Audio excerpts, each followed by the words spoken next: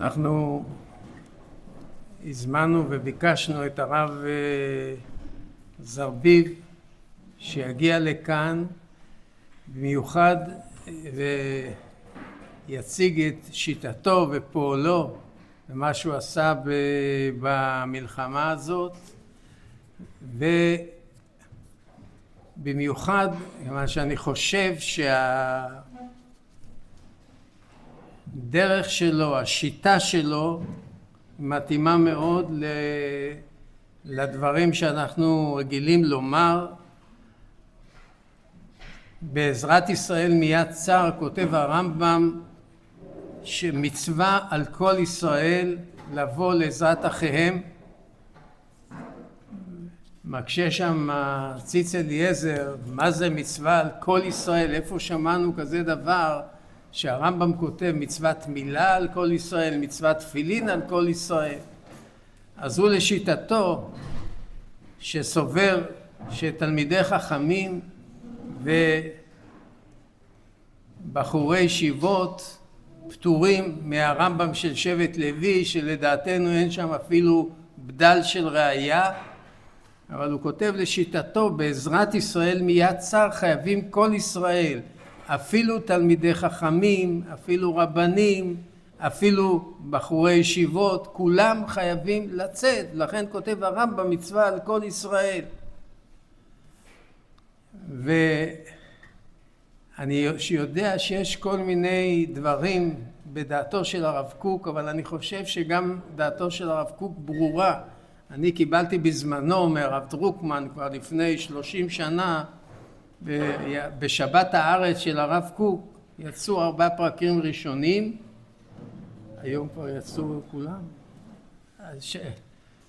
ולא היו על הפרקים האחרונים של שמיטה ויובלות, לא יצא, אבל היה לו כתב יד של הרב קוק, והרב קוק כותב שם ששבט לוי, אמנם כתוב שהם לא יוצאים למלחמה, אבל הלשון שלו ככה, מלחמה של כלל ישראל, זוהי גם כן עבודת השם, שכל מישהו מיוחד יותר לעבודת השם, הוא שייך לה יותר משאר העם. אז אדרבה, לא כמו התפיסה שאלה שהם רבנים וקריקטורה, אם אתה תראה את הרב הראשי עם M16, זה יתאים, יגידו לך שאתה קריקטוריסט, אלא אדרבה, רבנים, דיינים, תלמידי חכמים, הם צריכים לצאת בראש המערכה, ואני חושב שהרב זרביב מיישם את זה הלכה למעשה לפי התפיסה הזאת, ולכן היה לנו מאוד מתאים להזמין אותה לכך. מעבר לזה אני רק אומר, יש לנו קשר הדוק עם החותן שלו, הרב פליקס, שהיה פה שנים רבות רם בישיבה, והרב קורצווייל והרב פליקס ואני למדנו ביחד במדרשייה, זיכרונה לברכה, היינו ביחד וגם אחרי זה. הרב פליקס למד במרכז הרב, אנחנו למדנו בישיבת חברון, אבל הקשרים שלנו מאוד מאוד הדוקים, ואני שמח שהרב ספיר.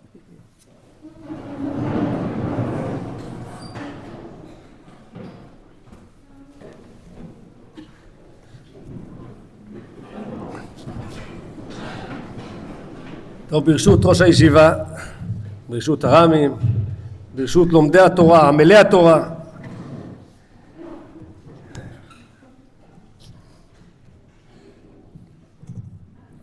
שבוע שעבר ביום חמישי היה צריך להיות לי שיחה באיזשהו ישיבה ולא רצו שאני אבוא. בסוף הגעתי, אבל מה יצא מזה? שכל הישיבות מזמינות אותי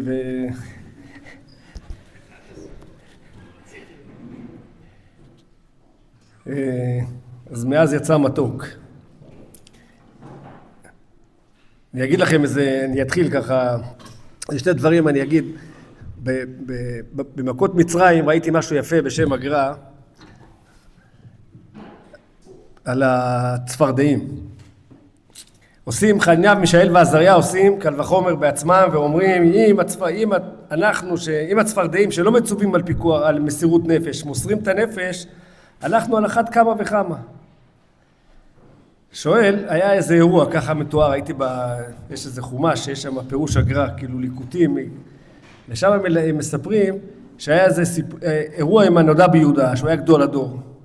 והוא אמר, למה הם אומרים שהצפרדעים לא מצווים על מסירות נפש? הרי כתוב, ובאו בבתיך ובבתי עבדיך, ועל מיטתך, ובתנוריך, ובמשערותיך, כתוב שהם יבואו.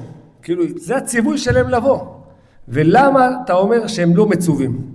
היה שם ילד בן 7 שקראו לו הגר"א, ניגש לנודע ביהודה שהיה גדול הדור, ואמר לו, הרי לא ציפו שכל הצפרדעים ילכו לתנורים. חלק מהצפרדעים ילכו לבתי העבדים, חלק לבתים של בתיך, חלק למיטות, חלק למשערות, לכלי העיסה, וגם חלק לתנורים. אז כל צפרדע וצפרדע יכל להגיד, רגע, אין חובה עליי ללכת. אני יכול ללכת לשם, אז זה נכון שבגדול צריכים ללכת לתנורים, אבל אני יכול להיות תומך לחימה, אני לא חייב להיות בתוך התנור. וזה בעצם, אומר הגר"א, זה בעצם מה שכתוב, שהם לא היו מצווים, לא שהם לא היו מצווים, היה להם אפשרות להתחמק. ובכל אופן נכנסו לתנורים, וזה הקל וחומר שלהם. אנחנו עכשיו קראנו בפרשת השבוע את עבד עברי. אהבתי את אדוני ואת אשתי ואת בניי, ורצה אדונו את אוזנו במרצע. איפה מצאנו שעושים יהודי בעל מום? אתם יודעים, כתוב ברמב"ם שכהן לא רוצים את אוזנו במרצע. למה לא רוצים את אוזנו במרצע? כי זה הופך אותו לבעל מום, זה לא נקרא בשבל משפחתו.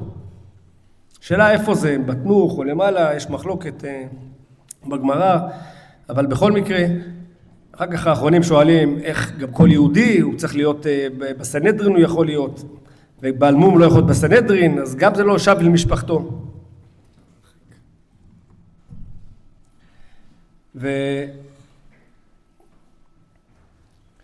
וחשבתי שהיסוד הטעות של אותו יהודי, אוזן ששמע על הר סיני, שמעו הרבה דברים, אבל עבדי הם ולא עבדים לעבדים. הדבר הכי מהותי, עבדי הם ולא עבדים לעבדים, אנחנו עבדי קודשא בריחו, אנחנו עבדים של הקדוש ברוך הוא. ומי שלא מבין את הדבר הזה שאנחנו עבדים של קודשא בריחו, אז זה אפשר לעשות אותו בעל מום. יש לו איזה מום בהבנה, מום בגוף. אנחנו עבדים של קודשא בריחו, ומפה צריך להתחיל, ואני קצת אספר, היה התנועה הרפורמית התלוננה עליי, לפני שאני מתחיל את הסיפור של המלחמה, אבל כמה דברים ככה מהשבוע האחרון, התנועה בדיוק בשבוע שעבר בכל הבלגן, שפתאום התפתח סביבי, אז התנועה הרפורמית לפני כבר כמה חודשים הגישה תלונה לשופט קולה, שהוא נציב קבילות השופטים, שיש לי בעיה שאני נכנסתי למחלוקות, שאני מתראיין לתקשורת, שאני אומר בסרטונים שלי עד הסוף, עד הניצחון, עד ההתיישבות, ובדיוק באותו יום יצאה התשובה שהתלונה היא מוצדקת. וכמובן שבתי הדין לא אהבו את זה וכעסו עליי, ובדיוק קיבלתי טלפון מאחד ממערכת בתי הדין, וככה באמת כאילו בשיחה קשה מאוד, ואשתי שמעה את השיחה, וכשניתקנו, אז כמו אבא שלה, היא אומרת לי, הרי על דת זה הלכנו, שגם אם לא תהיה דיין, זה שווה את האירוע הזה. ותחשבו, רק שתדעו לכם, בחר לדיין, נכון הרב יודע כמה, יש בדיוק היה כותרות השבוע עד שנבחרים וכמה, זה אירוע גם על דת זה. ואני עכשיו הוא דיבר איתי אותו יהודי, אותו אחד ממערכת בתי הדין, אמרתי לו על דת זה הלכתי, ואם אתה חושב שאני צריך אין לי בעיה. על דת זה הלכנו. שאל אותי, ואז אני אסביר לכם למה על דת זה הלכנו. לפני איזה לא הרבה זמן, ולא יודע כמה חודשים, היה בר מצווה לאחד האחיינים שלי, באמצע תוך כדי לחימה, והגעתי לירושלים. ושאל אותי אחד המתפללים, תגיד לי, הבן שלי שואל, כך הוא אמר לי, תשמע, אתה דיין, בית הדין הרבני, משרה רבנית, משרה חשובה, באמת, תדעו לכם, זו משרה חשובה, אפשר לעשות הרבה, לעזור הרבה, באמת. זה לא, ואין הרבה, ויש לחץ. איך פתאום, מה הלכת להיות נפיל D9, אתה עושה צחוק? וזו שאלה שנשאלתי לא פעם ולא פעמיים, בהתחלה שאלתי את עצמי גם, ולפעמים שאלו אותי את זה ביותר בוטות, באמת, שאלו אותי, עכשיו נתתי עכשיו שיחה בכנס דיינים, במלון כנר, היה לנו כנס דיינים, לכל הדיינים, לכל נשותיהם, ובאו כמה וכמה דיינים וביקשו ממני סליחה. אמרו, דנו אותך לכף חובה, לא הבנו מה אתה עושה במלחמה, ועכשיו ששמענו, אנחנו מבקשים סליחה. איך הלכת מבתי הדין, כל הסרטונים וכל אז אני אמרתי לאותו יהודי, באחד השבתות בג'באליה, זה היה שבת אחרונה, שמח"ט גבעתי הקודם היה איתנו, לפני שהוא התחלף. אני מתדלק את ה-D9 שלי, אתם יודעים, מתדלק D9 זה לא ששמים את האקדח של התחנת דלק ואתה זורק, 250 שקל, 300, אתה אומר, יאללה, שיעצור כבר. כל יום 700 ליטר, אתה מתדלק 700 ליטר, תחשבו כמה כסף זה, 700 ליטר ביום. אמרתי, יאללה, בוא נגיד לו שבת שלום, שבת אחרונה, אני פה מתחת בית המח"ט, נעלה אליו ונגיד לו שבת שלום. ואני עולה למח"ט, ואני אומר לו, שבת שלום, לירון בטיטו, זה, תדעו לכם, זה מח"ט, זה יהודי, שהוא חוץ מלוחם ומפקד, אני כל המלחמה לא ראיתי פעם אחת שהוא היה בקטנות המוחין. 1.5 שנה הייתי איתו, מעולם לא שמעתי אותו צועק. יש קרבות, יש נופלים, יש פצועים, מסוקים, בלגן, אף פעם, תמיד הוא בפוקוס, תמיד הוא לבוש, טיפ טופ, מתייחס לאחרון חייליו כאל אחד מילדיו, אי אפשר לתאר את זה. אירוע שרק להסתכל, רק לעמוד ולהסתכל, והדבר הכי גדול שלו שהוא אסטרטג והצליח להקים כמה מיליציות בתוך החטיבה, זה מסגרות צבאיות, אני קורא לזה מיליציות כי זה דברים בתוך החטיבה ששינו את כל פני המלחמה בכלל, בטח בחטיבת גבעתי ובכל הצבא כולו. כי הוא יודע להסתכל קדימה וגם לקחת אחריות, כי אם הוא היה נכשל, היו גומרים אותו. ואני עולה אליו ואני אומר לו, שאל שבת שלום, המח"ט, אני אומר, תגיד לי, חשבת על זה לירון, איך יכול להיות שצה"ל משקיע מאות מיליוני שקלים בלהרוס את רצועת עזה, ואין כזאת החלטת ממשלה, אין קבינט, לא ראש ממשלה, לא שר ביטחון, אין כזאת החלטה. ובכל אופן צה"ל משקיע מאות מיליוני שקלים. אין לי זמן להגיד לכם, אבל זה מאות מיליוני שקלים, רק ראיתי כתבה, 100 מיליון שקל בחודש. זה השיעור שלה, אבל זה ככה. זה מאות בגרים שצה"ל סוחר, ורק להביא את הבגר, שים אותו פה, 3,000 שקל ביום. בלי תיקונים, בלי מפעיל, בלי כל המערכת מסביב, בלי דלק, בלי כלום, רק 3,000. מאות כאלו. תחשבו, זה סכומי עתק. אמרתי לו שאנחנו בחטיבת גבעתי, אמרתי לו, אתה, חטיבת גבעתי, והקמנו פה מעין מיליציה. ולמה אני אומר מיליציה? זה לא שולה, זה היה מסגרת צבאית, היררכית, עם משמעת ועם פקודות והכל. אבל המ"פ, אדון רייש, שחייבים לו את המלחמה הזאת, ליהודי הזה, שהוא לא עבר בד אחד, לא קלקלו אותו בבד אחד, והצליח להחזיק פלוגה של אנשים חזקים, כ-50 איש חזקים, לא לפלפים ולא כולם חזקים, בלי פקודה אחת וכולם נשמעו לו, לא הייתה מילה שהוא הוציא ולא קוימה. פלא פלאות, הביא יכולת פיקוד אחרת. מפעילים, אני לא אספר על אחרים, אספר על עצמי. ראו כמה סרטונים שלי שאני הורס בתים, אמרו שאני מפעיל לא רע, אבל רק תדעו לכם שאין לי רישיון ואין לי היתר, והכל לצורך השעה כמו שאתה עולה על רכב ומתחיל לנסוע, וזה בדיוק, זה האירוע. זה אירוע של, בעצם הבנו את הצורך של אותו זמן. יום אחד אני מגיע לנפח, אז מגיע לאיזה נגד אחד. הוא אומר לי, תשמע, אתה מפעיל D9. אמרתי לו, נכון. אתה יכול להעלות לי את ה-D9 למוביל? אז אני אומר לו, בשמחה, למה לא? אני עולה ל-D9, אני רואה איזה D9 פנדה כזאת עם שלט. לא כך מכיר את הסטיקים. אמרתי לו, תשמע, תזכירי לי איך עושים עם הסטיקים. אז הוא מראה לי, ואני רואה שהוא מפעיל טוב, נוסע. אמרתי לו, מה אתה צריך אותי? תעלה לבד. אומר לי, תשמע, יש לי היתר לנסוע, להפעיל, אבל אין לי היתר לעלות על מוביל. עכשיו מה אני אגיד? לא, אין לי היתר לא לנסוע ולא מוביל ולא זה, אני אעזור לך.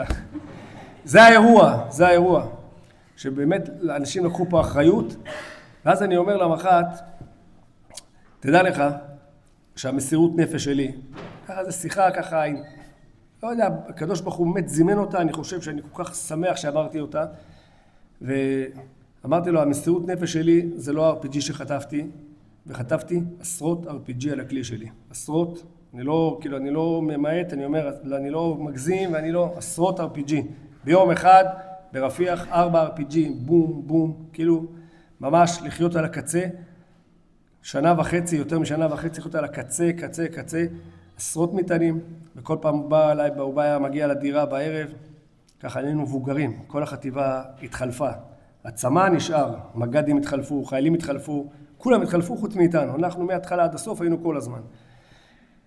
והמג"דים כולם היו רוצים קצת להירגע, לבוא לשתות משהו, היו באים לדירה שלנו.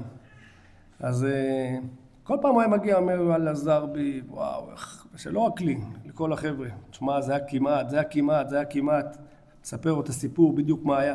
באמת, היה שם, אבל אמרתי לו, המסירות נפש שלי, שיצאתי להתראיין בתקשורת, ככה אני אומר לו. אני אומר לו, יש לי עשרות הודעות ממך, שאתה שולח לי, אסור לך להתראיין. אני מזהיר אותך, זה פעם אחרונה. אמרתי לך כבר, וכל פעם אני כותב לו, כן, המח"ט, וכן, עשרות כאלו. ואז אני אומר לו, ואמרתי לו, מצד שני, בתי הדין, מנכ"ל בתי הדין מתקשר אליי, הרב זרבי, ואני מתחנן אליך, אתה לא מבין מה אתה עושה, אתה מסכן את המשרה שלך, אתה לא מבין, אני בג'באליה, וכשהוא מתקשר, אני יודע, הנה יש כתבה בהארץ, הנה יש כתבה בערוץ 13, אני יודע, הבנתי כשהוא מתקשר, אני רואה את הצג, אני מבין עכשיו מה נפתח עליי עוד, בהתחלה הייתי נבהל מזה, אחר כך הבנתי שכל כתבה כזאת, להפך, זה מקדם את האירוע, אין כתבה שלילית. כל כתבה כזאת זה מפיץ את התורה יותר חזק. ואמרתי לו, זה המסירות נפש שלי. כי ככה על ידי זה הצלחנו לגרור צבא שלם. היה לנו מוצר, ואז אני אומר לו, תשמע, אנחנו פה בג'באליה 3 חודשים. נהרגו לנו 4 לוחמים. 1 מאש האויב. 3 מתקלות מבצעיות. אמרתי לו, תסתכל את החטיבה הזאת, אני לא אגיד את השמות, 20, ממש בתקופה הזאת, הרוגים בשבועיים. ואני כל הזמן ניהלתי רישומים כל הזמן. תסתכל את החטיבה הזאת, 16 הרוגים בחודשיים וחצי. תסתכל את החטיבה פה הזאת, 14 הרוגים ב3.5 חודשים. הצלחנו להוריד את כמות ההרוגים כמעט למינימום, ממש למינימום. עכשיו עשינו נתונים, השוואת נתונים סטטיסטיים, בחטיבת גבעתי נהרגו 5.9 לוחמים בחודש מאש האויב בתחילת המלחמה.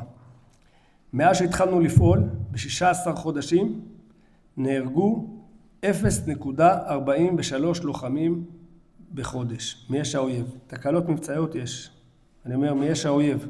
זאת אומרת שהצלחנו לחסוך בחטיבת גבעתי לפי הסטטיסטיקה הזאת כ85 לוחמים.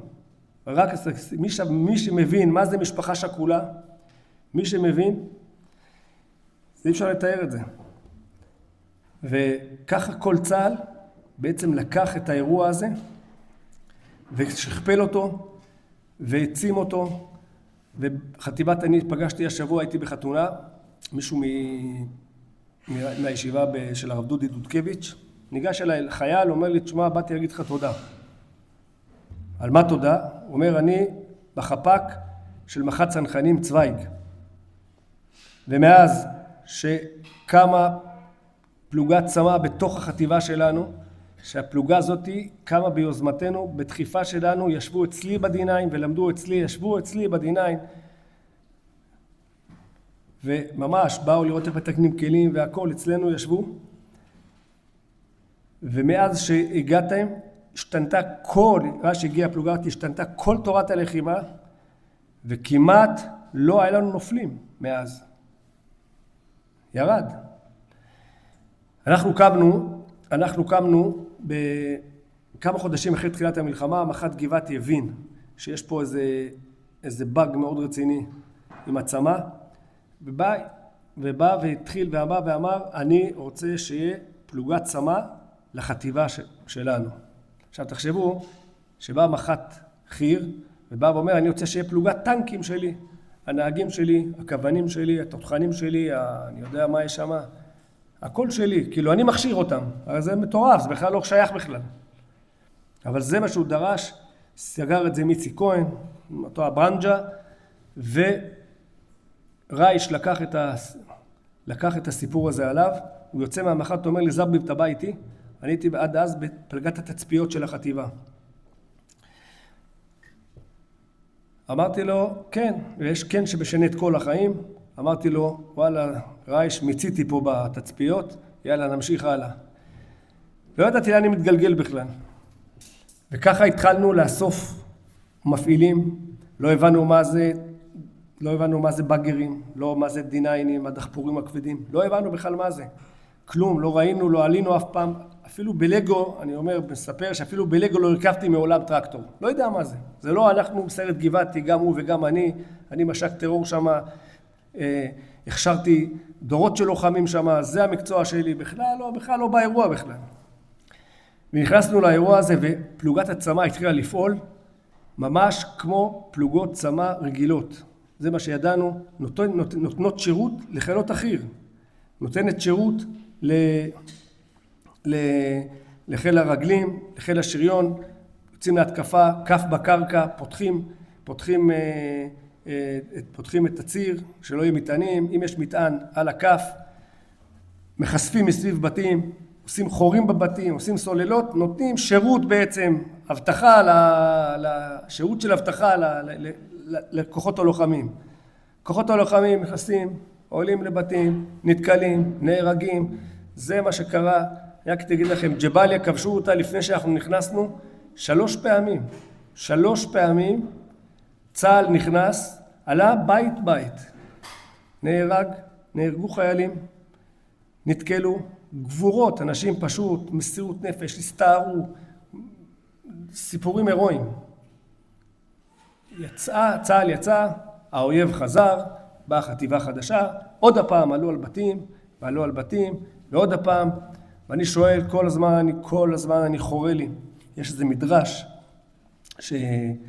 מדרש רבי עקיבא, הרב חנן פורת, פעם אמר את זה באחת ההזכרות של גיסתי עופרה פליקס, שמשה רבנו אומר, כאילו, בטרוניה כלפי הקדוש ברוך הוא, וגם הרעות על העם הזה, והצל לו הצלת, כשהוא הגיע לפרעה פעם ראשונה, ופרעה דווקא מקשה לוקח את התבן, וכאילו בא משה רבנו בטרוניה.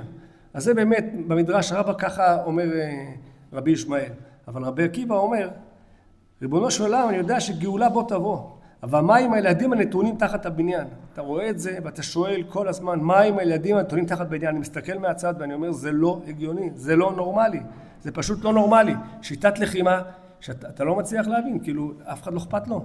מה, אתה לא רואה את הילדים האלו עולים, סורקים, כל פלוגה סורקת 10 בתים ביום, אתם בחלקכם בטח הייתם שם. זה לא נורמלי, זה לא... מה התכלית? הרי אתה עוזב את השטח, מה התכלית? וכל זה התנהל ככה עד ערב שבועות, כחצי שנה לאחר תחילת התמרון, נכנס מ"פ של סיירת גבעתי עם צוות של סיירת גבעתי, נכנס לבית, הבית התפוצץ בתוך הבית, 5 הרוגים, הנכד של פייגלין היה שם 5 הרוגים, ומאז זה היה יום קשה מאוד מאוד לחטיבת גבעתי, קשה, ממש קשה, כולם מכירים את כולם גם עוסקים בחילוץ, וחטיבה משפחתית. והיום הזה, הקשה הזה, נהפך ליום הגאולה של חטיבת גבעתי, ויכול להיות של כל צה"ל כולו. מאותו יום מחליט מח"ט גבעתי, שכבר יש לו צמא חזק, יותר לא נכנסים לבתים. אנחנו בעצם מתארים את הבתים מבחוץ. וזה עובד כשיטה, שכונה אחרי שכונה, צריכים לכבוש שכונה, בעצם הצמא נהיה, הכל התהפך. הצמ"ה תפקידו נהיה להיות ההתקפה, והטנקים, שריון והחי"ר, הם ההגנה, הם חברת האבטחה כביכול. אני כאילו מקצין את זה, אבל בגדול התהפך התפקידים. וככה אנחנו מתחילים להחריב ממש כשיטה. נכנסים יום אחד לשבורה, לב רפיח, מחנה פליטים, בתים צפופים אחד ליד השני, באים 5 דיניינים, באים עם פלוגת טנקים, באים עם גדוד חי"ר, מתחילים להרוס, ונפתח עלינו אש, אי אפשר לתאר, ממש, תופים שמה RPG מכל מיני כיוונים, והטנקים משיבים אש, ויש לי כמה סרטונים שאנשים הסריטו, לפחות בקשר, 3, 4, 3, 2, 1, ומכות אש ומכות אש, מורדים להם את הראש, ואנחנו ממשיכים להחריב. אחרי 2, 3, אתה אומר, התברך שמו, זה 5 דונם ככה, אתה רואה שוכבים על הרצפה, באמת, אי אפשר לתאר את זה, וככה מתחילים להתמקצע בהריסת בתים. אני במקביל, כיוון, כמו שאמרתי, לא קיבלתי שום הכשרה משום גורם, ולהפך, הגורמים שאמונים בצה"ל להכשיר ולתת היתרים ולעזור, נלחמו, לא. בעצם אנחנו באנו מבחינתם כהתרסה, ואנחנו בעצם מחוץ לתחום, ולכן לא קיבלנו שום הדרכה, ואני התחלתי להתעסק עם בתים גבוהים, והכל היה טובה. בתים גבוהים, 5, 6, 7 קומות, בהתחלה נכשלתי ונופלים עלי קורות, וזה אירוע מאוד מסובך. ופעם אחת אני זוכר שיום אחד נפל עלי קורה, הלך בוכנה, אני בא לרייש, אני אומר לו, תשמע, אני מבין שאני יותר לא אקבל D9. אז הוא אומר לי, אני אגיד לך, היה איזה מנכ"ל אחד, אמר לי את השם שלו, שהשקיע איזה $100 מיליון באיזה השקעה, ומחק אותה אחרי כמה ימים. והוא בא כמוך לביילים, לבעלי החברה, ואומר לו, הבנתי, אני הולך הביתה. אמרו לו, טמבל, היית הולך לפני יומיים, אחרי שעשינו לך בית ספר ב$100 מיליון, אתה לא הולך, זרמי ואתה לא הולך. וזה גם יכול להיות פיקוד שגם נותנת לך כל הזמן, כי יש כישלון, יש נכשלים, זה לא הכל הצלחות והכל, לא כל הימים הם... וככה אנחנו מתקדמים וממשיכים, ובאמת יוצאים אחרי חצי שנה ברפיח, באמת היה שם גם ממש, היה שם התנגדות, היה שם ברפיח התנגדות מאוד גדולה של האויב, המון RPG, המון מטענים, וזה בחודשיים הראשונים שהתחלנו לפעול, אני אומר סיוון, תמוז, אחר כך אב, אלול הם כבר נשברו, באמת עשינו מה שאנחנו רוצים, זה כבר יותר קל. חודשיים ראשונים זה היה, אנחנו לפני סוכות יוצאים מרפיח במטרה להיכנס לג'באליה, צפון הרצועה. אני בסוכות, סיפרתי את זה במרכז הרב את הסיפור הזה, אני בסוכות מגיע הביתה בחג ראשון, ואשתי אומרת לי אחרי ותיקין, קח את הנכדים לגן המשחקים. אני לוקח את הנכדים שלי לגן המשחקים, אחת הנכדות אומרת לי, סבא תנדנד אותי. אז אני מנדנד אותה. אתם יודעים איך לנדנדים? דוחפים, פעם ראשונה, פעם שנייה, ואז אני שם לב שכל פעם אתה דוחף, בסוף התנופה. ובסוף התנופה. ואז אני אומר לעצמי, רגע, כשאני עושה עם ה-D9, כשאני דוחף את הבית עם ה-D9, אני דוחף, אני עושה לא נכון, אני עושה בם, בם, בם, צריך לתת לו את כל התנופה. ופתאום נופל לי הסימון, איך לדחוף בתים. אני מגיע הביתה, והם יושבים על הספה, ואני אומר להם, אני אומר לאשתי ולכל הילדים, שם יושבים, אני אומר להם, קיבלתי תובנה מהשמיים, והם חשבו שהשתגעתי. אבל לא השתגעתי. אני במלחמה הזאת עזבתי הכל. עזבתי בית, עזבתי משפחה, עזבתי הכל, הכל, הכל, הכל. גם כשהייתי מגיע לבית, לא הייתי בבית. אני זוכר שלמדתי בכל דיינות הלכות נזקי שכנים, כל הזמן רק ראיתי חלונות וקירות וגדירות, וכל הזמן זה מה שראיתי. ככה במלחמה, כל הזמן רק ראיתי בתים מתנדנדים, כל הזמן הייתי עסוק בזה. התקשר למג"דים, התקשר למפקדי אוגדות, למח"טים.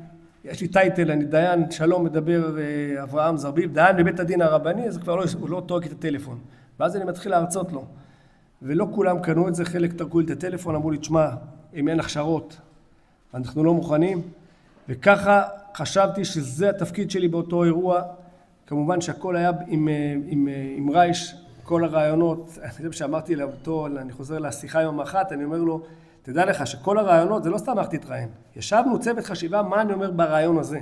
ומה אני אומר ברעיון הזה? זה לא היה ככה, טוב, מתקשרים ואני עולה. הכל היה בחשיבה. הוא אומר לי, מה ככה רייש? רייש אמר לי שהוא השתלט עליך. אמרתי לו, הכל היה עם רייש והכל היה מתוכנן. והבנו את האירוע הזה.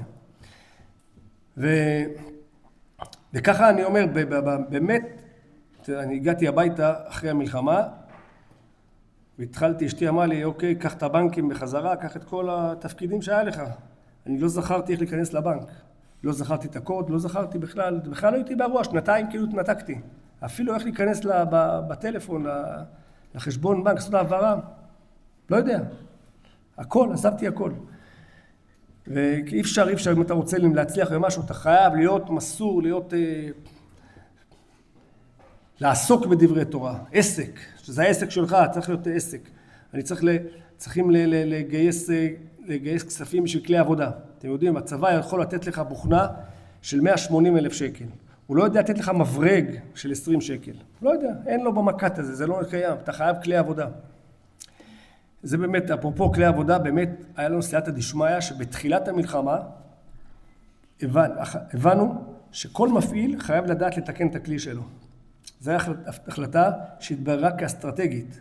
כל מפעיל, יצאנו לכמה השתלמויות כאלו, בנפח אצל המתקני הכלים, החלפת רצועות מנוע ורצועות מזגן ובוכנות וצינורות טילטוזר וריתוחים של כל הרשתות שמגינות מה-RPG, רשת הסטטיסטית,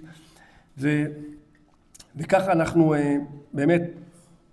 באמת כל יום עובדים כחלק מהעבודת הצמא שלנו בתיקון הכלים. כל הזמן יש, הייתי אומר להם, ששואלים תחיית המתים מניין, אני אומר מהדיניינים. כל יום הם קורסים, מתים, וכל צריך לחיות אותם. בפסח האחרון באנו למח"ט, עדיין בטיטו היה, אמרנו לו, המח"ט היקר, אנחנו בפסח, אנחנו על הקצה, 1.5 שנה בלחימה כבר, אנחנו לא יכולים יותר לתת את פסח, כל אחד ייתן יומיים. תביא פלוגת צמא רגילה, כמו שמגיע לך מהצבא, ותסייע לנו, אנחנו משפחות גדולות, 10 ילדים, משפחות כבר, זה אירוע. פסח זה אירוע. במיוחד שאתה לא נמצא לא חג ולא... תחשבו שבחנוכה לא הדלקתי אף פעם נרות בחג, ובראש שנה, ובכיפור, כאילו אתה לא נמצא כבר 1.5 שנה, אתה כבר לא נמצא בבית. הרגשנו שזה כאילו, אז הוא הביא פלוגת צמא צעירה, ואני בפסח מגיע לדירה, ואני רואה את כולם משחקים בפלאפון. אני אומר להם, חבר'ה, מה? אומרים לי, תשמע, הכלים תקולים, כולם בגבל, כולם בגבול שם בתיקון. מה? כולם בגבל מתוקנים. אמרתי לאחד הצמאיניקים שם, שאני הכרתי אותו מבית אל, אמרתי לו, עזוב אותך, שאתה לא עושה כלום. אני לבד בכלי, בוא תשב איתי, תראה מה אני עושה יום אחד שלם. ויום שלם, אני שומע אותו ממלמל, אתה משוגע. עכשיו יש הפרש בינינו של 30 שנה, אני דיין כבר והוא בסך הכל בחור בן 20, הוא אומר לי, אני שומע אותו ממלמל, אתה משוגע, אתה חולה נפש, אתה מטורף, אתה לא נורמלי. אני מגיע לבית 5 קומות, מוריד אותו עמודים, נדנד אותו, אתה חולה נפש, הוא לא, דברים כאלו שהוא לא... אבל הוא לא אומר לי, אני רק שומע אותו ממלמל. ואז אני צריך לרדת איזה מפלס עם ה-D9, אני דוחף חומר, גולש עם ה-60 טון למטה ויורד, ואז הוא אומר לי, תשמע, אתה לא מקצוען, אתה לא יודעת מה אתה עושה. אם היא קרא לך צינור, מה תעשה? שווה שלא יהיה שבוע כלי? אמרתי לו, אתה דואג. מה אתה רואה? אתה רואה, אתה כבר חצי יום איתי, העסק עובד. 15 שעה אחרי זה נקרא לי צינור טילטוזר. אמרתי לו, עכשיו בוא ילד, בוא תתלכלך פעם ראשונה בחיים שלך. אני כבר כולי, מהבוקר, מלא סולר, מלא... יש לי 2 תיקי כלים, אני יורדים למטה, מחליפים צינור 20 דקות, החלפת צינור, ואז אני אומר לו, ממשיכים לעבוד. אמרתי לו, הבנת את האירוע? ואז נפל לי האסימון, שאם הכלי עובד חודש, בחודש יש 4 שבועות, אם הכלי אצלו עובד אולי שבוע בחודש, כי כל הזמן הוא בחוץ, אצלי הוא עובד 3 שבועות. אבל יותר מזה, בגלל שאני לא מפחד שהוא יתקלקל, כי גם אם הוא יתקלקל זה כמה שעות, מתקנים אותו, אז אני מצליח להביא אותו לקצה של היכולות של הכלי. אני לא מפחד, אני עושה דברים באמת מטורפים, בגלל שאני יודע שהכלי לא ילך לי, גם אם הוא ילך, אז כולנו מוסכניקים. בזה חצי יום אנחנו מכשירים אותו, זה באמת אסטרטגי. וכשאני מתחיל עם הבתים הגבוהים, אני שכחתי לספר, אז בא אחד אומר לי, תשמע, אתה יודע, זרביב, הכלל אומר ש-D9 יכול להרוס רק קומה אחת.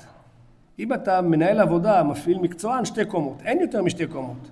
אמרתי להם, אתה יודע, הראייה שלי מוגבלת בגיל שלי, אני תמיד רואה רק גובה של 2 קומות, זה מה שאני רואה. אז עוד אחד צ'נון, אומר, אחד מיקיר, אומר, אין לדיין אלא מה שעיניו רואות, דיין, D9, הבנו את האירוע. וכל הזמן זה היה ככה בגבעתי, זרביב רואה רק 2 קומות.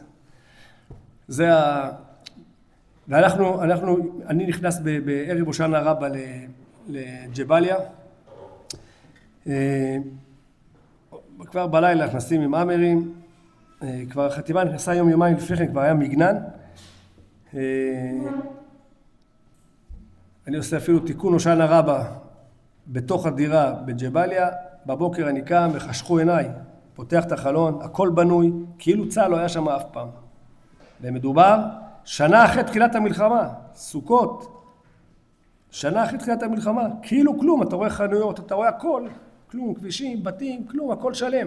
ייאוש, איך מתחילים? אחרי שהיינו ברפיח והחרבנו את מעלה מחציה, אחר כך כוחות המשיכו והיה עוד המשך, ויש שם עוד כוחות, כוח אוריה ועוד כוחות שבאמת מוסרים את הנפש שם, ממשיכים. עוד פלוגות שקמו בעקבות הפלוגה שלנו. ואיך מתחילים? אני יוצא לעבודה בבוקר עם מג"ד, עם גדוד 9, אומר לי המג"ד, זרביב, אתה רואה את השוק הגבוה הזה, פריקסט גבוה, ממש של 6-7 מטר, עמודים כאלו גדולים, צריך לסככה כזאת, צריך להפיל אותה. נכנס עם ה-D9, מושך עמוד עד שזה קורס, דוחף, שעה וחצי, אין שוק. ואז הוא אומר לי, תשמע, תעבור את הצומת, תקדח לי פה בבית, נשלח D9 ימינה ושמאלה, מתחיל להשקיב את השכונה הזאת. אני משקיב בית ראשון, לוקח בתים הראשונים קשים, כי אין לך הרבה גישה, נלחם איתו, מוריד בית ראשון, מגיע לבית שני, פתאום אני חוטף בום, כזה פיצוץ על החלון, וזה תחילת החגיגה של, אני מסתכל על הבן זוג שלי, אני לא יודע אם אני חי או מת, ממש בכזה פיצוץ, חטפתי, אבל לא כזה, ככה גוש של אש שעל החלון שלי, שזה היה פספוס, באמת פגע ברשת הסטטיסטית, והיזימה הייתה על הרשת, ולא על החלון, לכן אני כאן היום, הוא צועק לבקש זרביב, ועוד אחד הולך להתעופף עליך, יש להם איזה מכשירים בטנקים, עוד אחד, חלץ מהר אחורה, אני יוצא אחורה, מגיע לכביש, הוא אומר לי, צמד לבית שנוכל לעבור עם הטנקים, נצמד, רואה סמטה, שם רוורס על הסמטה, ואז אני מסתכל ככה וחוטף בום שני. זה הבוקר טוב של ג'באליה. בג'באליה, חטיבת גבעתי ו-401 סגרו את ג'באליה מדרום. צה"ל משום מה לא ידע שיש שם עוד 120,000 ילידים בתוך האירוע שם. חשב שכל הילידים ברחו משם. ויש שם 5,000 מחבלים. התחלנו להניע את האוכלוסייה בימים הראשונים עם נקזים, עם השב"כ, עם 504, עם מצלמות AI, בינה מלאכותית, שהם יודעים לזהות כל אחד לאיזה משפחה הוא משתייך. צה"ל הרי שאב את כל המחשבים של החמאס אליו, וככה תפסנו 1,500 מחבלים. ממש עוברים כבני מרון, אחד, אי אפשר לתאר את זה. 120,000 אנשים עוברים, אחד, גברים, רק עם תחתונים, בלי כלום. אתה רואה מה זה שהאויבים נהיים לבז, ככה רק כמה חודשים לפני כן, שנה לפני כן, איך הם שמחו. אבל נשארו, תפסנו 1,500 מחבלים, אבל נשארו 3,500 מחבלים, ושם הייתה לחימה, הם נלחמו על החיים שלהם. אי אפשר לתאר מה עבר עלינו בשלושה החודשים הקרובים, אי אפשר לתאר, זה באמת אי אפשר לתאר, כשהיה לנו עיבוד אחר כך עם העובדים סוציאליים ועם הקב"נים, שכל תקופה צה"ל עושה עיבודים, הם אמרו, לא שמענו סיפורים כאלו, העברנו להרבה פלוגות, אין סיפורים כאלו, באמת, אנשים באמת גבורה, יום יום, תבינו, לקום בבוקר מוקדם, להניע D9, להפעיל D9 10-12 שעות רצוף, תלוי אם זה קיץ חורף, וזה קשה, גם פיזית, גם נפשית, שיפועי צד, להרוס בתים, נופלים עליך בלוקים, נקראים רצועות מנוע, אתה יוצא, הכל חם, מחליף רצועות מנוע, מרתך, ממש יום כל כך קשוח, אתה לא יודע, כל דקה אתה לא יודע מה יהיה בדקה הבאה. מגיע בערב, עוד עובדים כמה שעות לתקן את הכלים. בשבתות זה היה ניכר, כי היינו עולים לדירה לעשות קידוש ב-10-11 בלילה כל פעם. כאילו רק אז התחלנו לעשות את הקידוש, ב-6 בבוקר אתה כבר על הרגליים, מתפלל, כי ב-7 אתה יוצא כבר. וככה יום, שבוע אחרי שבוע, חודש אחרי חודש, במשך 16 חודשים, חבורה נחושה וחזקה, ובאמת מוסרת נפש. וככה ג'באליה באמת הולכת, מתחילה להראות צורה. שבת אחת אני יוצא עם אחד המ"פים החדשים שהגיעו לחטיבה, אני יוצאים להתקפה, התקפה כמובן, 2 D9 ובאגר, זה התקפה, זה המגרש המשחקים שלכם, קדימה. צריכים להתחיל לפרק את השכונה הזאת.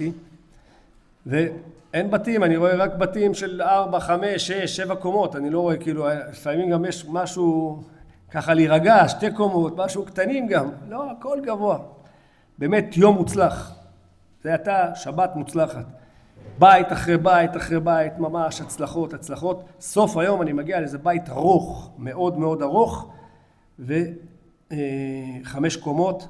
אני רואה שהוא על עמודים, אם הוא על עמודים, אני אומר, אין בלוקים, אז הבלוקים לפעמים שאני דוחף את הבית ומנדנד אותו, אז הבלוקים תופסים את הבית.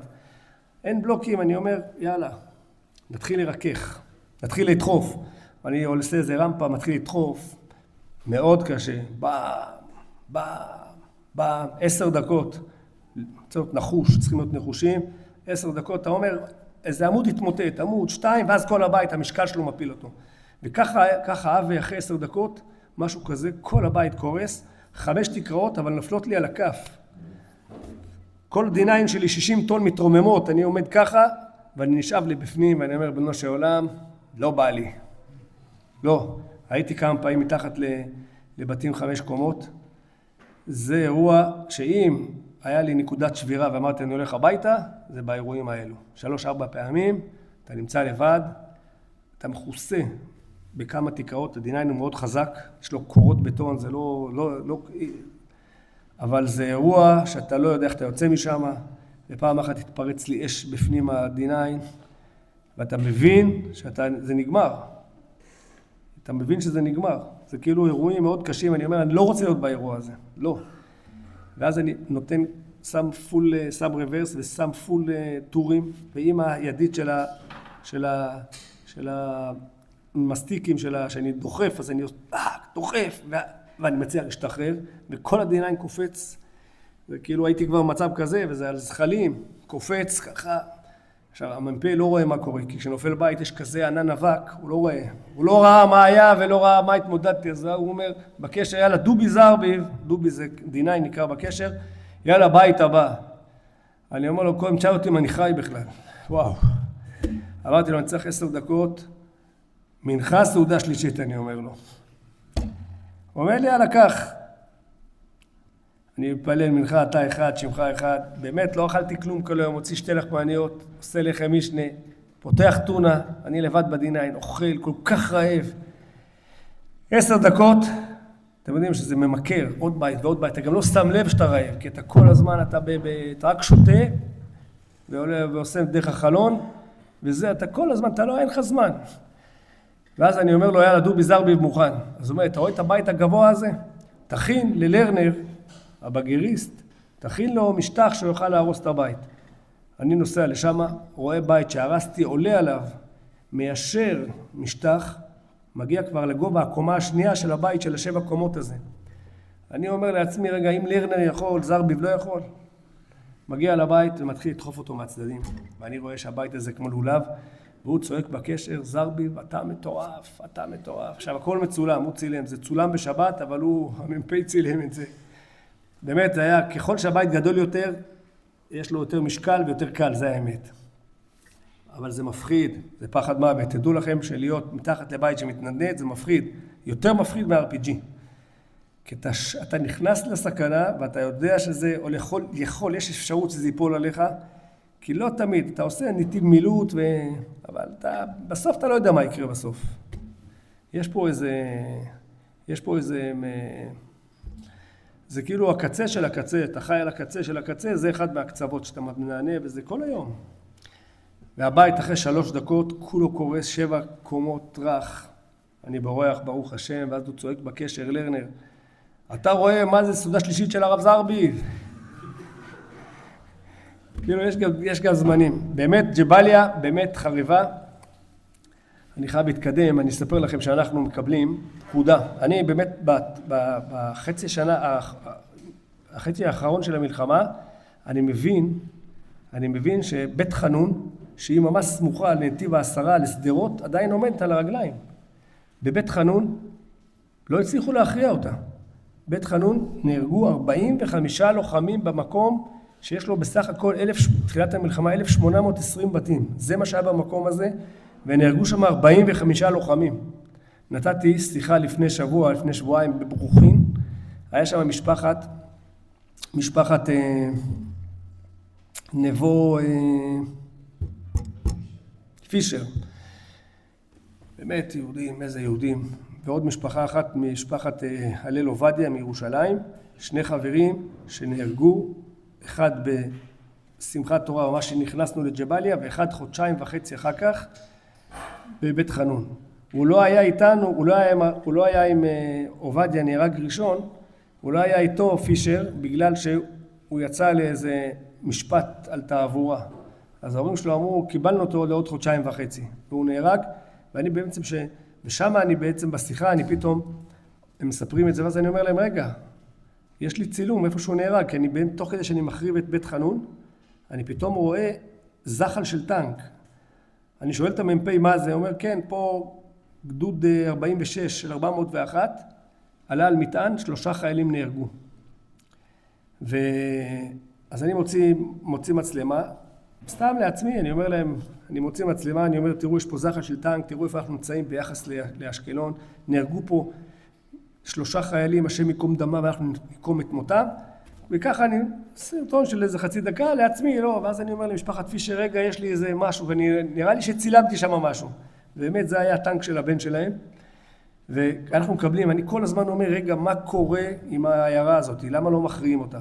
אנחנו מקבלים פקודה, חטיבת גבעתי, ביום שנהרגו 5 מלוחמי הנחל החרדי, אם אתם זוכרים, התפוצצו, עלו על מטען, 5 מלוחמי הנחל החרדי, עלו על מטען, חטיבת גבעתי מקבלת פקודה להכריע את המקום הזה. חטיבת גבעתי כבר היא חטיבה מאוד חזקה, כל צה"ל יודע את זה.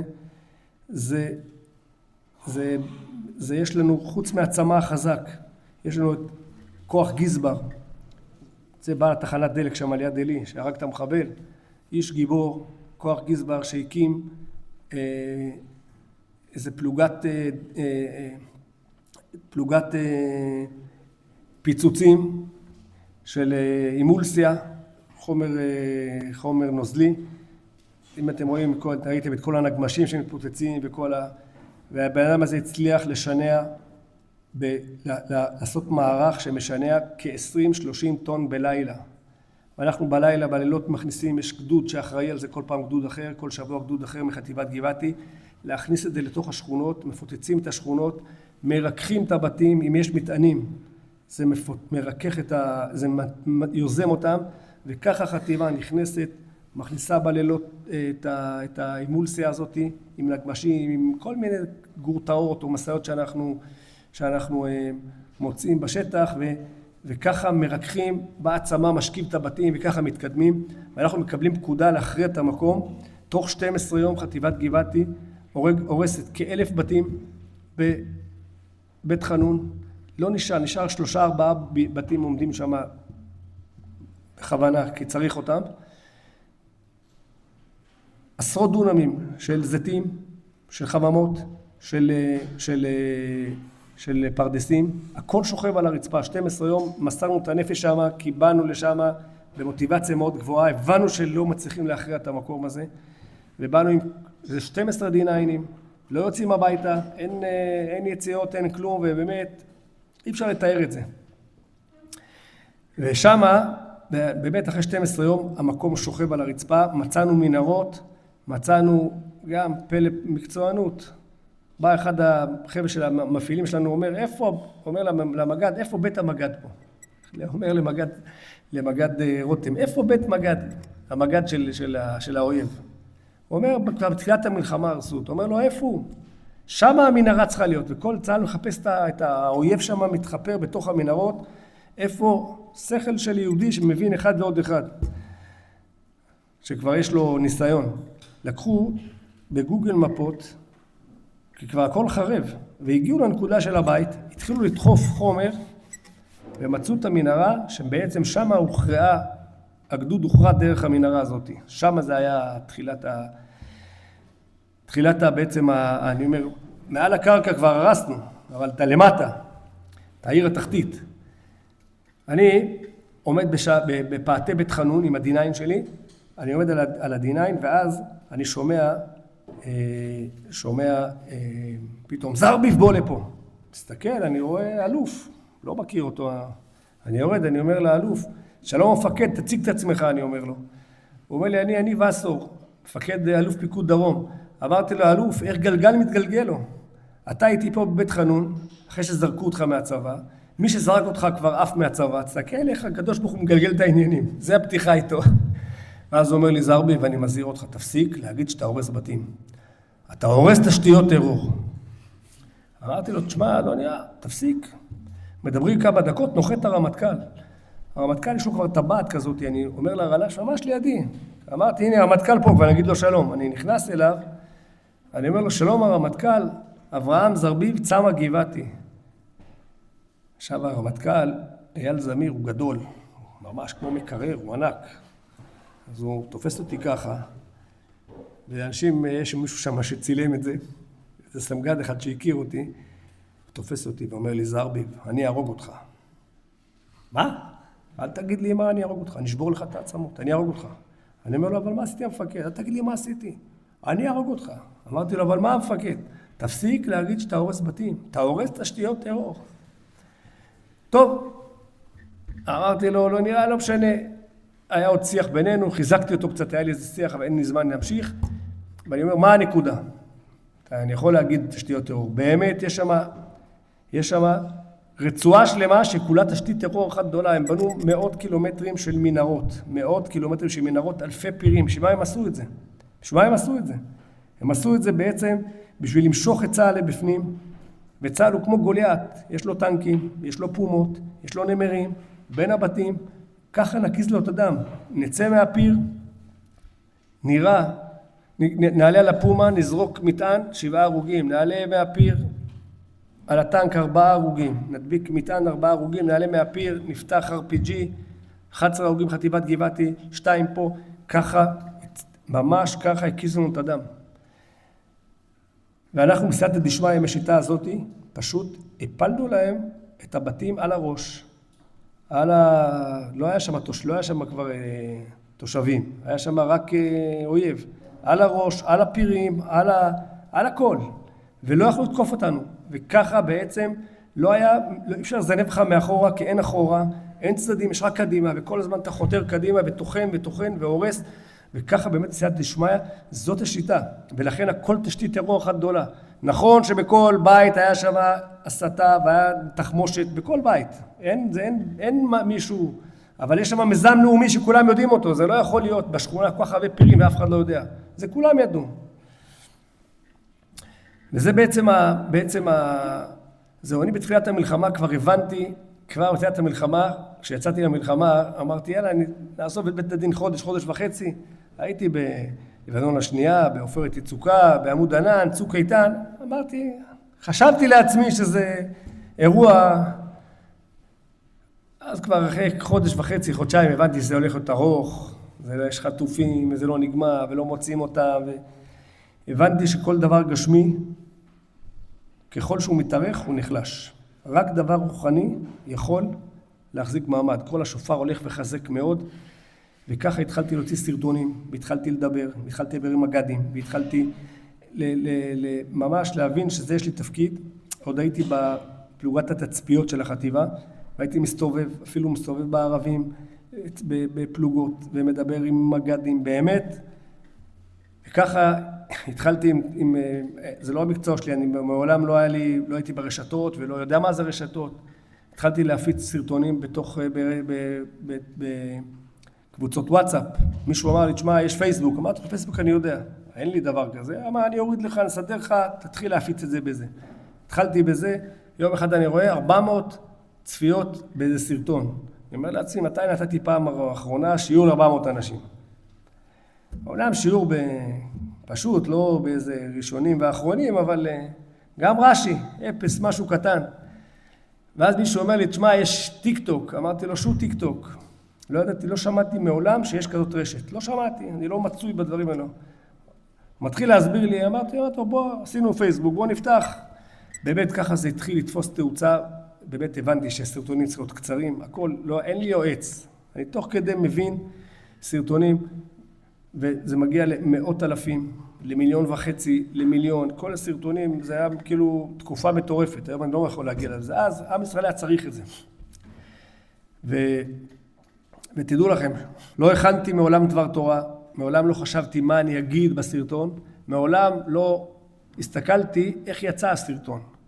הרימו מצלמה, צילמו אותי, מה שהקדוש ברוך הוא עשה אני בפה, איזה פרשת השבוע, מה יש עכשיו, עבד דברי, כל פעם אני נזכר באיזה משהו, באיזה רש"י, נופל לי מהשמיים, וככה באמת, כאילו סייעתא דשמיא.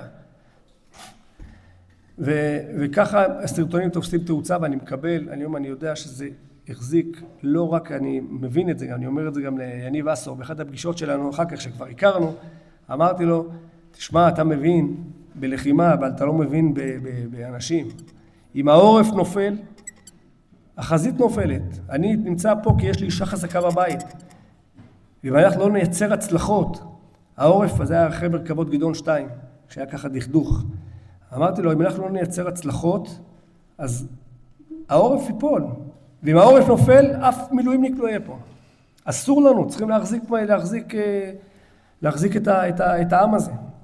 וזו תובנה חשובה, כי אני מקבל ממש אלפי, אני נפגש עם אלפי אנשים, ואני הולך בקניונים, ואנשים רואים אותי, לא משנה, ברחוב עוצרים אותי. יום אחד אני עומד באושר עד בת הדר, ליד אשקלון. אז אנשים עושים איתי סלפי, אני רגיל, באה אישה מבוגרת, בת 60, אומרת לי, זה אתה? אני אומר לה, בכבודו ובעצמו. מי את? אני אמא של עמית לוי, חייל צה"ל, שלמד בשבי חברון, נפל בני ראשון של חנוכה, זה עוד לפני השנה. אני רואה תוגה על הפנים, מספרת לי איזה תלמיד חכם הוא היה, ובעל משפחה וילדים. ואז היא אומרת לי, אתה לא מבין כמה החזקת אותנו, אתה לא מבין איזה אוויר אתה נותן לנו. הייתי כולה מאובק, ואחד האלופים אמר לחתן שלי, עשה לו סיור בבקעה, אמר לו, אני הייתי בחתונה של הרב זרבי, והיה מח"ט בטיטו, אמר לו, זרבי, אתה יודע כמה בלגן היה לנו עם הסרטונים שלו? אבל תדע לך שהוא החזיק את כל רוח צה"ל, ככה זה בעיניים שלו. צה"ל, אנשים, הייתי מגיע לנפח, הייתי בכל מקום שהוא מגיע, עשרות חיילים באים, לא יודע, היה משהו מהשמיים, משהו מהקדוש ברוך הוא, לא יודע, כי אנשים צריכים חיזוק, לא יודע, נתן לי הקדוש ברוך הוא, וראיתי, באותו זמן ראיתי את זה, ולכן התחלתי עם זה, ידעתי, אני ראיתי את האירוע הזה, ולכן עזבתי הכול, בשביל האירוע הזה. ובאמת, אני אסיים עם איזה סיפור, עוד שתי סיפורים, סיפור אחד בשבת האחרונה, שהיינו בחג ראשון של סוכות השני, הייתי כבר בעיר עזה, עשיתי סוכה, הבאתי מהבית סוכה, פרסתי, פרסמתי ברשתות, חטיבת גבעתי כולה הגיעה לסוכה, בערב הראשון אני מקבל קהל, פלוגה, חבורה של חיילים, ככה בנגלות, כל אחד מגיע, אני אתן להם איפה לטול ידיים, ואז אני כבר, אם באו, נגיד דבר תורה כבר, ואני כבר מוצא עד 12 בלילה, אני רואה שאני מקבל קהל, ומגיע המח"ט עם החפ"ק שלו, אומר לי, זרבי, אני רואה שעשיתי את הסוכה, אמרתי לו, איך ראית? הוא אומר, כל עם ישראל ראה, מה זה איך ראית? פרסמת ברשתות. בקיצור, הוא אומר לי, תשמע, קיבלתי טלפון מהאוגדונר, מפקד האוגדה, שקיבל טלפון מהאלוף, מיניב וסור, שקיבל טלפון מהפצ"רית. אמרתי לו ככה באיזה, מה רוצה, לא משנה מה. ואז הוא אומר לי, שואל איך עוצרים את הסרטונים של זרביב. אמרתי לו, תגיד לי, ניצחנו, הכל נגמר, חוץ מהסרטונים שלי, הכרענו את החמאס, ועכשיו צריך להכריע את הסרטונים של זרביב, מה עכשיו? הוא אומר לי, תשמע, אמרתי לך, נכון? תעשה מה שאתה רוצה, תמשיך, מה? הייתי צריך להגיד לך. אבל זה, אני אומר, כל צה"ל עסק בזה. אחד האלופים פגש אותי בלוויה של הדר גולדין. והוא הכרתי אותו, כאילו היה מח"ט שלי פעם, ובמלחמה איתו כמה פעמים, ואז הוא אומר לי איך לחזור הביתה ואיך, אבל הוא אומר לי, אבל איך הגב שנתתי לך? אמרתי לו, מה? הוא אומר, כן. אמרתי לו, תשמע, תודה רבה. הוא אומר, מה אתה חושב שהיית מדבר סרטונים שנתיים ולא עשו לך כלום? מישהו שמר עליך מאחורה. אז היה גם ראשי צה"ל, היה אנשים מראשי צה"ל שהבינו את האירוע, באמת תמכו, כי באמת זה העסיק את כל הצבא. אם הייתם את הרמטכ"ל והאלוף שיודעים, והרמטכ"ל אומר לי, המח"ט שלנו, הוא אומר, היה כנס מח"טי לפני כניסה לעזה, והרמטכ"ל מספר, הוא אומר, אתם יודעים, תפסתי את הזרביב הזה, האיש D9, והזהרתי אותו, ומספר לכל המח"טים. זה אירוע היה בצבא, זה אירוע כי זה לא רגיל, זה לא רגיל שמישהו מתראיין, ומישהו בעצם, אין דובר צה"ל. דובר צה"ל שולחת לי, אולי נשתף פעולה, כותבת לי. אמרתי, למה אני צריך אותך? מסתדר לבד, מה את רוצה ממני? לא, יש לי את זה, זה רשום, אני שולח אני מסתדר לבד, מה אני צריך אותך? דובר צה"ל את העבודה שלו לא עשה. דובר צה"ל לא דברר מה היה במגדנים, לא דברר שהשם מתהלך בקרב מחניך, את התפילות, את התפילין, את נטילת לולב, את השאלות, את מה שקרה במגדנים, שאלות על כשרות ועל בשר וחלב ועל הכשרת כלים ועל טבילת כלים ואלפי שאלות. זה לא דברר. יכול דברר של טייס וטייסת הולכים יד ביד, חוזרים זה מה שהוא דברר. אני אסיים בסיפור, אני נוסע בג'באליה ונוסעים להתקפה רחוקה, אני מפעיל את ה-D9 ואז אני נזכר בסיפור שלפני 45 שנה לפחות, משהו כזה. סיפור היה למדתי בתלמוד תורה מורשה. מורשה זה תלמוד תורה של מרכז הרב, מחזור ראשון, למד שם שלום אייזנר, איש גיבור, סמח"ט 401, איש, אי אפשר לתאר את המסירות נפש של האיש הזה. למד שם יאיר וולנסקי, והיום הוא מבקר צה"ל, תת-אלוף.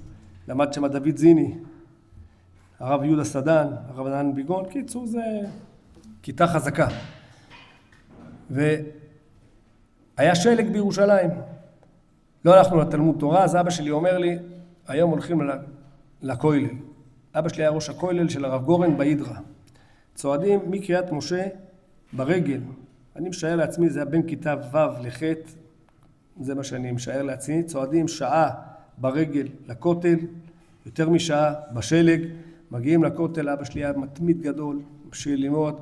אני יורד לכותל, פותח איזה חומש, יורד, שותה תה. בצהריים מגיע הרב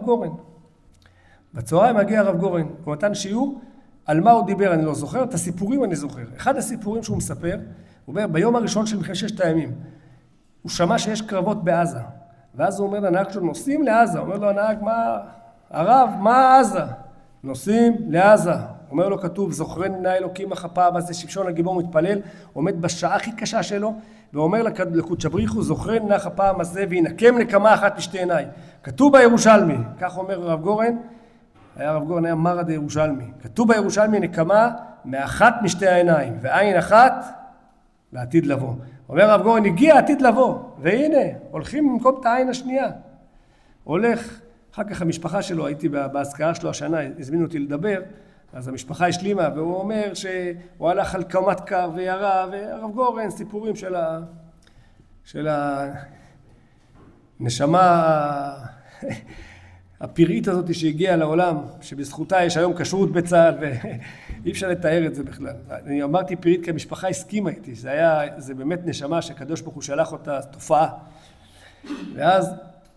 ואז אני חושב לעצמי ואני אומר לעצמי, חבל שהרב גורן לא יושב לידי והיה רואה מה זה נקמה. כל ג'באליה שוכבת, יש לי סרטונים שהם מגיעים לבתים שלהם, לא יודעים אפילו איפה הבית. אין להם אפילו נקודת ציון. כי הבית, אתה יכול לדעת, אם הוא שתי רחובות מהמסגד, אין מסגד, אין עץ, אין כלום, לא יודעים כלום, לא רואים כלום. ממש, הכל חרב, מה שאתם רואים עכשיו בתמונות, זה מה שאני רואה. ואנחנו עושים התקפה רחוקה, ואז אני אומר, חבל שהרב גורן לא יושב לידי. ואז נופל לי האסימון, רגע, בעין הראשונה, איך שמשון הגיבור נקם את העין הראשונה? איך הוא נקם אותה? הוא לא בא עם הדיניים על העמודים? אני אומר, רגע, זה בדיוק העין השנייה. אם העין הראשונה הייתה ככה, אז על כוכך זה העין השנייה, גם ככה.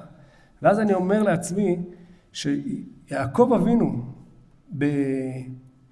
בפרשת ויחי, שמתפלל, שמברך את שבט דן, ישועתך קיוויתי השם. ורש"י כותב שם שהוא התפלל על שמשון. הוא אמרתי לעצמי, רגע, לשמשון יש שתי עיניים. ככה זה החלום שלי בדיניים, כי אנחנו עושים, ואני לבד, ואני חולם חלומות. ואני אומר, רגע, לישועתך קיוויתי השם, הוא התפעל גם עלינו. לישועתך קיוויתי השם. אז זה הפסקול שלי בסוף המלחמה, היה לישועתך קיוויתי השם.